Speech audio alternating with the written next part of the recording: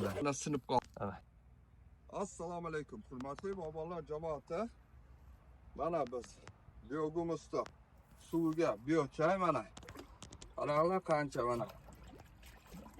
Bu yog'ida so'ljon bog'amiz, bu yog'ida so'ljon bog'amiz. Suv quyganda suvlar so'kib bu yerga keladi. Mana. Ko'rsaga mana bu chuqurligiga mana 1 metr, 1,5 metrda mana. O'zi shunchasini suvni oldik.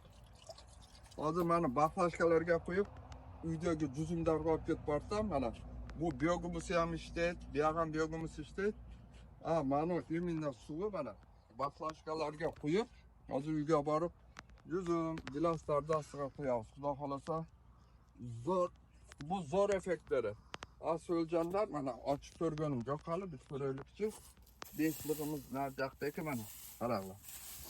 Mana o'zi tayyor. Mana qaranglar. Bu ham mana sinib qoldi, qaranglar. Sizlarni kutib turgan ekan. Mana qaranglar, biyogumuz. So'ljonni qozib oldim. Mana. Ko'rlaring, mana granula bo'lib ustida mana so'ljonlar. Qani mana qanday qilib ko'rayinchi.